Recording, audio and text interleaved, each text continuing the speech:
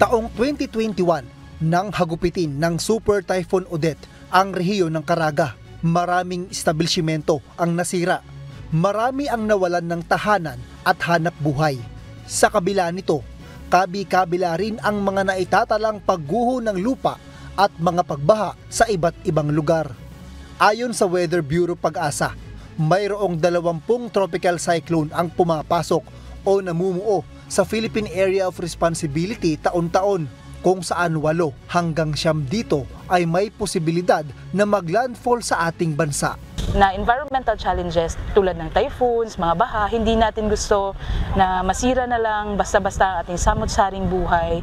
Kailangan din natin magkaroon ng aksyon para masolusyonan ito. Dito sa ating mga bakawan or katunggan, for example, sila yung ating natural teachers of resilience. So, for me, it's important that we take our part dahil if we cannot change the world, then we can change the way we are.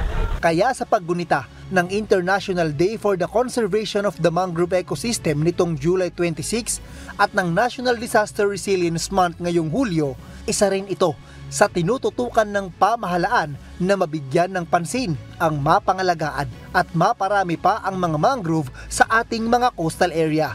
Pagdating ng bagyo, galing talaga sa bibig ng mga tao mismo, especially yung malapit sa bakawan, sir. Sinasabi talaga nila, kung wala yung mangrove dyan, patay kami kasi didiretso yung hangin at saka yung tubig sa kanila.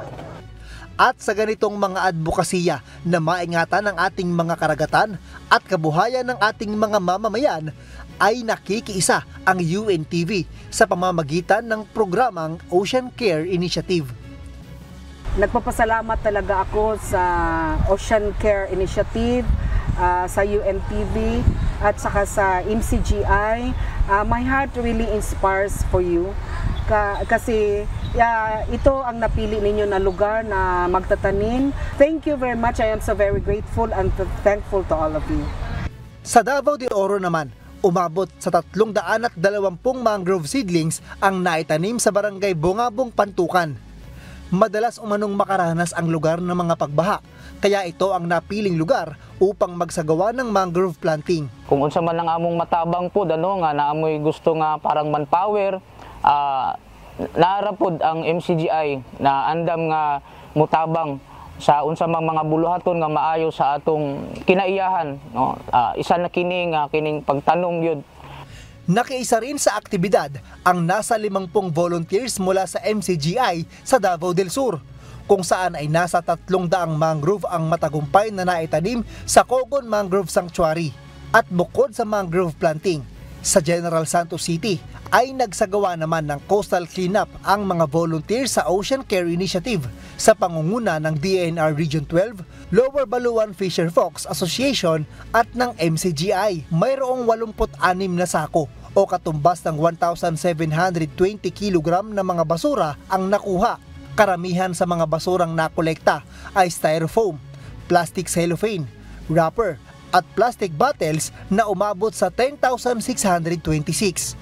Sa kabuuan ng aktibidad ay nakapagtanim ng mahigit 2,600 na mga mangrove sa iba't ibang lugar sa Mindanao. At hindi lang mangrove tree planting, kundi maging ang mangrove tree growing ay kabilang din sa advokasya ng UNTV Ocean Care Initiative. Kaya naman bilang pagsuporta sa mga programa ng DNR ay magsasagawa rin ng regular visit sa mga naitanim na mangrove upang mapangalagaan ito para sa mga susunod pang henerasyon. MJ Vasquez, humahataw sa Balita Ngayon.